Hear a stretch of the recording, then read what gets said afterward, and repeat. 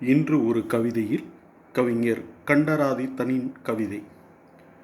நான் பெண்ணாக பிறந்திருந்தால் யாரைப் போல் இருப்பேனோ? நேற்று அவளை நான் பார்த்தேன். பேருந்தின் கடைசியில் நின்றிருந்த அந்த பெண்ணிற்கு என் வயது இருக்கும். அந்த நாசி, அந்த கண்கள், கருங்கூந்தல், மாநிறம், சற்றே திமிரான பார்வை, வடிவான தோற்றம் என நான் பெண்ணாய் பிறந்தால் வடிவெடுக்கும் தோற்றம்தான் அது. இரண்டொரு முறை எதேச்சையாக இருவரும் பார்த்து கொண்டோம். இரண்டொரு முறை எதேச்சையாக இருவரும் பார்ப்பதை தவிர்த்தோம். இப்போது பேசும் தொலைவில் நிற்கும் அவளிடம், நீங்கள் இளங்கோவா என்றேன்.